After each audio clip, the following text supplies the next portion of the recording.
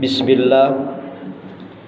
Alhamdulillahillazim tanna ala ibadih birasulihil mab'usi rahmatan lil alamin. Ashhadu an la ilaha illallah wahdahu la syarika lah, al-malikul haqqul mubin.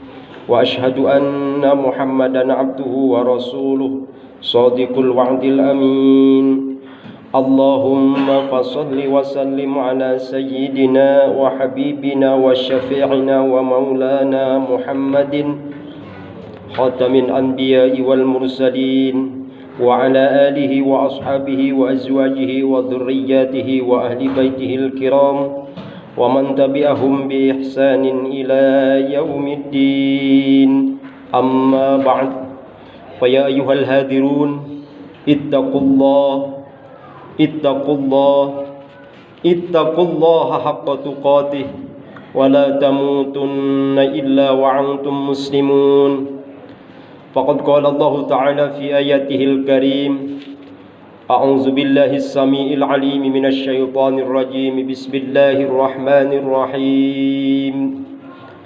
Laqad kana lakum fi rasulillahi uswatun hasanah. Al-ayah. Sadaqallahul azim. Wallahu a'lam bimuradih. Wa qala an-nabiy sallallahu alaihi wasallam, innama bu'ithtu liutammima makarimal akhlaq. Al-hadis. Hadirin sidang Jumat rahimakumullah. Setiap agama di dunia ini memiliki konsep ketuhanan dan sentral figur sebagai pembawa ajarannya. Agama Mesir kuno misalnya sangat dominan dengan peran Agnatonnya, agama Zarathustra dengan Zoroasternya, agama Tao dengan Laotesinya, agama Buddha dengan Siddhartha Gautamanya, agama Hindu punya Raja Asoka, agama Kristen punya Raja Konstantin, agama Persia punya Raja Cyrus. Sedangkan kita sebagai umat akhir zaman memiliki sentral figur sebagai model, pola, uswah hasanah di dalam kehidupan yang akan membuat tersanjung, terpesona, terpikat bagi orang yang melihat akhlak perilakunya, yang ketika dalam kandungan ibunya sudah ditinggalkan oleh ayahnya, ketika lahir ke muka bumi baru usia 6 tahun sudah ditinggalkan oleh ibunya, kemudian bersama dengan pamannya hanya selama usia 8 tahun beliau berusaha mencari nafkah sendiri. Begitu usia 40 tahun diangkat menjadi nabi dan rasul, tidak pernah berhenti. Cacian, makian, fitnahan, hinaan, bahkan sampai beliau akan dibunuh, tapi tetap tegar menegakkan ijul Islam wal muslimin. Siapa dia? Tiada lain dan tiada bukan habibana wa nabiyyana, Kangjeng Nabi Muhammad sallallahu alaihi wasallam. Sungguh tangguh akhlak baginda Rasul, sampai oleh Allah Subhanahu wa taala dalam surah Al-Ahzab ayat 21 dijadikan contoh. Bismillahirrahmanirrahim. Laqad kana lakum fi rasulillahi uswatun hasanah. Ay laqad kana lakum ayyuhal mu'minun fi hadzal rasulul azim qudwatan hasanatan taqtaduna fihi fi ikhlasihi wa jihadihi wa sabrihi wa akhlaqihi. Imam Ali As-Sabuni menjelaskan dalam kitab Safwatut Tafasirnya, sungguh dalam pribadi baginda Rasul, dalam jiwa baginda Rasul Muhammad sallallahu alaihi wasallam ada contoh tauladan ikutan yang baik bagi seluruh umat, terutama kaum muslimin wal muslimat. Dalam hal apa? Fi ikhlasihi, dalam keikhlasannya, fi ibadatihi, dalam ibadahnya, fi sabrihi, dalam kesabarannya, dan fi akhlaqih, juga termasuk dalam akhlaknya. Sesuai dengan apa yang disampaikan oleh baginda Rasulullah sallallahu alaihi wasallam dalam hadisnya, riwayat Baihaqi dari Abu Hurairah, beliau bersabda, innama bu'ithtu liutammima makarimal akhlak. Sesungguhnya aku diutus oleh Allah ke muka bumi ini untuk memperbaiki akhlak manusia. Sungguh indah akhlak baginda Rasulullah sallallahu alaihi wasallam. Kalau cinta sayang kepada orang yang menyayangi kepada dirinya itu wajar, itu baik, tapi alangkah lebih baik ketika mencintai seseorang yang justru membenci dan menghina baginda Rasulullah sallallahu alaihi wasallam. Satu kisah yang menarik, mudah-mudahan jadi gambaran bagi kita betapa kasih sayangnya sangat tinggi baginda Rasul, walaupun kepada saudara yang bukan termasuk umatnya. Suatu hari sahabat Abu Bakar berdatang kepada putrinya, yaitu Aisyah. Wahai Aisyah, adakah kebiasaan baginda Rasul yang belum pernah aku laksanakan dan kelewat aku tidak melaksanakannya? Kemudian putri Abu Bakar berkata, ayah adalah orang yang terdekat dengan baginda Rasul. Pasti semua yang Rasul perilakukan, contohkan, telah ayah laksanakan. Tetapi ada satu hal, perbuatan yang masih terlewat yang belum ayah laksanakan. Apa itu? Setiap baginda Rasulullah SAW berangkat ke pasar, beliau selalu mendatangi seorang yang buta, termasuk beragama Yahudi. Beliau menyuapinya dengan penuh kasih sayang. Inilah yang perlu diteruskan oleh ayah. Berhari-hari Abu Bakar mencari orang si pengemis yang buta dan termasuk Yahudi itu. Tiba-tiba bertemu dengan seorang Yahudi yang terus berkata-kata, kemana orang yang biasa menyuapiku tiap hari? Kemudian Abu Bakar menyuapinya. Di saat itu si Yahudi bertanya, tahukah engkau bahwa sekarang di dunia sedang digoyangkan oleh satu nama, katanya Muhammad, si bodoh, si pendusta yang sudah coba-coba mengaku sebagai nabi utusan Allah. Alangkah bodohnya orang itu, kata si buta. Kemudian Abu Bakar dengan sedikit marah menyuapi si buta itu. Kemudian si buta itu bertanya, siapa engkau? Dan engkau bukan orang yang biasa menyuapiku setiap hari. Kata Abu Bakar, aku yang setiap hari menyuapi kamu. Tidak, karena sikap yang kau lakukan jauh dari orang yang berhari-hari bertahun-tahun menyuapiku. Penuh dengan kelembutan, tutur kata yang baik, selalu mendoakan, memberikan kasih sayang, mengajak dengan ucapan-ucapan yang baik. Akhirnya Abu Bakar menyampaikan bahwa sesungguhnya orang yang sudah bertahun-tahun menyuapi kamu, ngasih makan kamu, ngasih minum kamu dengan penuh kelembutan dan kasih sayang adalah orang yang barusan kamu hina, adalah orang yang barusan kamu dustakan, yang barusan kamu hianati dan barusan kamu fitnah. Dia adalah Nabi besar Muhammad sallallahu alaihi wasallam. Bergetar tubuh si pendusta, si buta yang Yahudi itu. Kemudian tongkatnya jatuh, dia bergetar tubuhnya dan sambil berkata, wahai Abu Bakar, engkau sahabat Nabi yang terdekat, saksikanlah hari ini aku terkagum-kagum dengan kemuliaan seorang hamba Allah penuh kasih sayang yang bernama Muhammad. Saksikan hari ini aku masuk Islam. Asyhadu an la ilaha illallah wa asyhadu anna Muhammadar Rasulullah. Masuk Islam seorang Yahudi yang buta, yang ternyata benci kepada baginda Rasul, dengan akhlak yang mulia sampai masuk Islam berkat hidayah Allah Subhanahu wa taala.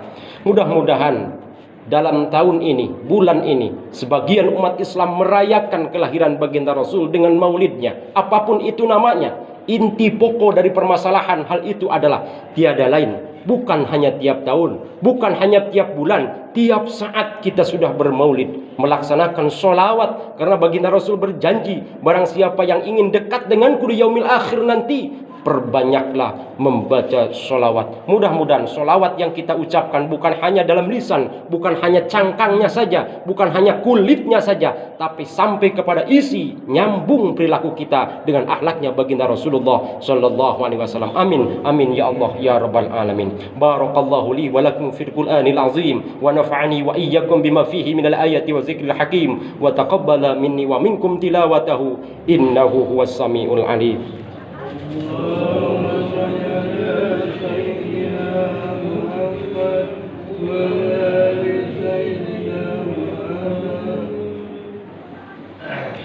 Bismillah, alhamdulillahillazi ja'ala taqwa wal maghfirah. Ashhadu an la ilaha illallah wahdahu la syarika lah wa ashhadu anna Muhammadan abduhu wa rasuluh allazi la nabiyya ba'dah. Allahumma fasalli wa sallim ala sayyidina wa habibina wa syafi'na wa maulana Muhammad ibni Abdillah wa ala alihi wa ashabihi wa azwajihi wa dhurriyyatihi wa ahli baitihi al-kiram wa man tabi'ahum bi ihsanin ila yaumil qiyamah. Amma ba'd, fa ya ayyuhal hadirun ittaqullah اتقوا الله حق تقاته ولا تموتن إلا وأنتم مسلمون. فقد قال الله تعالى في آياته الكريم: أعوذ بالله السميع العليم من الشيطان الرجيم، بسم الله الرحمن الرحيم. إن الله وملائكته يصلون على النبي يا أيها الذين آمنوا صلوا عليه وسلموا تسليما. اللهم صل وسلم وبارك. آمين. اللهم اغفر للمؤمنين والمؤمنات والمسلمين والمسلمات الأحياء منهم والأموات وانصرهم على المعاندين. رب اختم لنا بالخير فيا خير الناصرين برحمتك يا أرحم الراحمين. اللهم إنا نسألك رضاك والجنة ونعوذ بك من سخطك والنار. اللهم صل على سيدنا محمد صلاة توسع بها علينا الأرزاق وتحسن بها لنا الأخلاق. اللهم اغفر لهم وارحمهم واعف عنهم.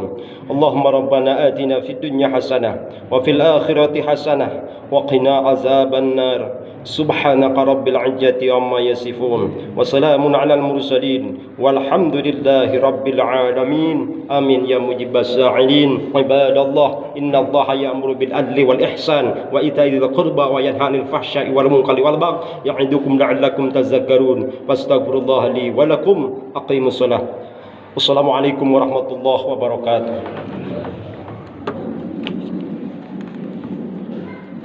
الله أكبر الله أكبر. أشهد أن لا إله إلا الله. أشهد أن محمدا رسول الله.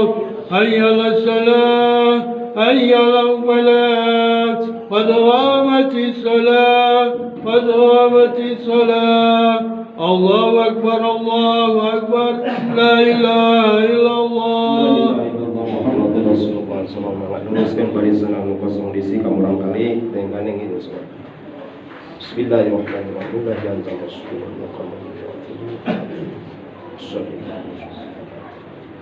Allahu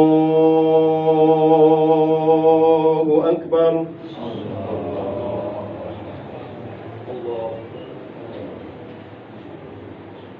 Bismillahirrahmanirrahim. Alhamdulillahi Rabbil Alamin. Ar-Rahmanir Rahim. Maliki Yawmiddin. Iyyaka na'budu wa iyyaka nasta'in. Ihdinas siratal mustaqim. صراط الذين أنعمت عليهم غير المغضوب عليهم ولا الضالين.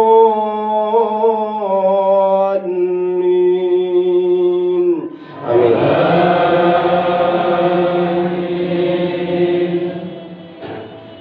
بسم الله الرحمن الرحيم.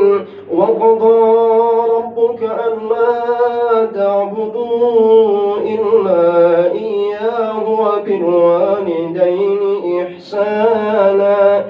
إما يبلغن عندك الكبر أحدهما أو كلاهما فلا تقل لهما أف ولا تنهرهما وقل لهما قولا كريما واخفض لهما جناح الذل من الرحمة وقل رب ارحمهما كما ربياني صغيرا. الله أكبر.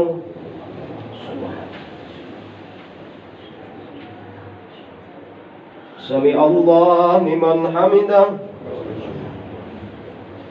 الله أكبر. الله أكبر.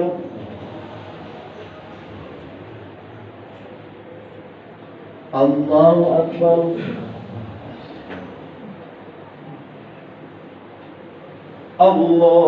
الله أكبر. بسم الله الرحمن الرحيم. الحمد لله رب العالمين الرحمن الرحيم مالك يوم الدين إياك نعبد وإياك نستعين اهدنا الصراط المستقيم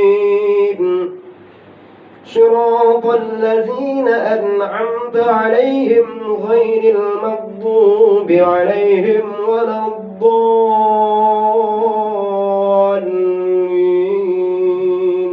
آمين.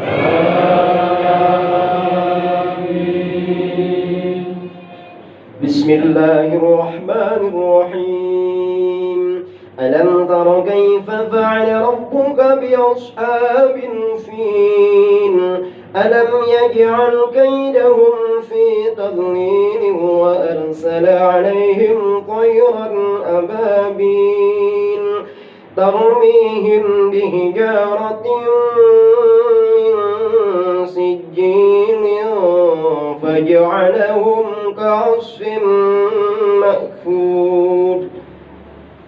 الله أكبر.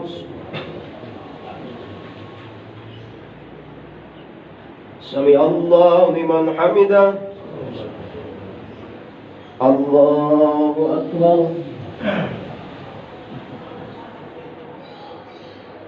الله أكبر.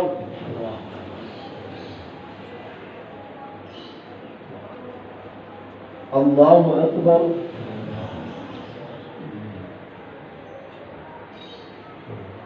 الله أكبر.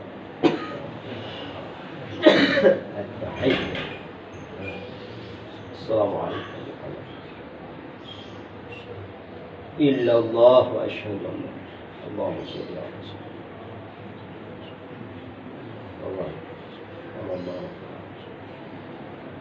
اللهم إني أعوذ بك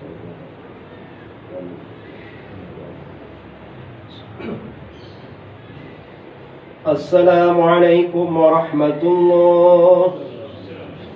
السلام عليكم. بسم الله الذي لا يضر الله أكبر.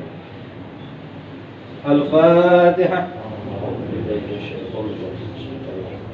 بسم الله رب العالمين الرحمن الرحيم مالك يوم الدين إياك نعبد وإياك نستعين اهدنا الصراط المستقيم صراط الذين أنعمت عليهم غير المغضوب عليهم ولا الضالين.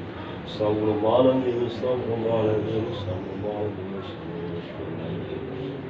صل على سيدنا محمد وعلى آل سيدنا محمد. سبحان الله والحمد لله ولا إله إلا الله والله أكبر ولا حول ولا قوة إلا بالله العلي العظيم. لا إله إلا الله والله أكبر ولله بسم الله الرحمن الرحيم قل هو الله أحد الله الصمد لم يلد ولم يولد ولم يكن له كفوا أحد. بسم الله الرحمن الرحيم قل هو الله أحد الله الصمد لم يلد ولم يولد ولم يكن له كفوا أحد. بسم الله الرحمن الرحيم قل هو الله أحد الله الصمد لم يلد ولم يولد ولم يكن له كفوا أحد.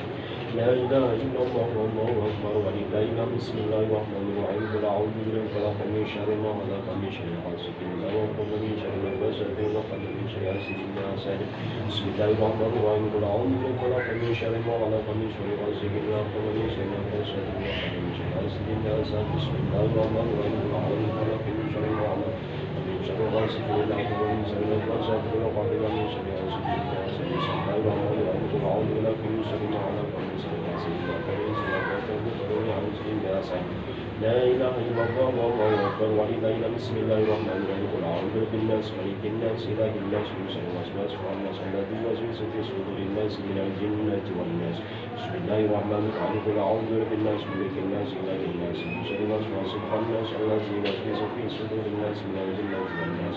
بسم الله الرحمن الرحيم قل أعوذ بالناس ملك الناس إله الناس من شر الوسواس الخناس الذي يوسوس في صدور الناس من الجنة والناس. اللهم صل وسلم وبارك وسلم على سيدنا محمد وعلى آله وصحبه أجمعين. الحمد لله الذي حمد الشيخ حمدا علينا بدين والدنيا والدنيا وإليه ربنا لك الحمد كما يكرم الله سبحانه. اللهم إنا نسألك رضاك والجنة ونعوذ بك من شرك ونرى اللهم ربنا اغفر لنا ذنوبنا ولوالدينا وارحمنا كما ربينا صغارا. رب اجعلني مقيم الصلاة ومن ذريتي ربنا وتقبل دعاء اللهم اجعل أولادنا من المسلمين ومن القاسمين. اللهم إن كان رزقي في السماء فأنزل وإن كان في الأرض فأخرج وإن كان حرما فأخرج وكان بعيدا فأخرج وإن كان قريبا فأخرج وإن كان بعيدا وبارك في الدين وقم ولد وعليك وسلم ولكم في الدنيا والآخرة الله يقدر ورزاق عزيز يا دليل الإكرام الله يقدر يا عبد يا مجيء النبي على إكرامك وبطاعتك وصيتك وبك من سواك اللهم ربنا آتنا في الدنيا حسنة وفي الآخرة حسنة وقنا عذاب النار سبحانك رب العزة عما يصفون سلام على المرسلين والحمد لله رب العالمين صلى الله عليه وسلم أعوذ بالله من الشيطان الرجيم بسم الله الرحمن الرحيم الحمد لله رب العالمين الرحمن الرحيم مالك يوم الدين إياك نعبد وإياك نستعين صراط المستقيم صراط الذين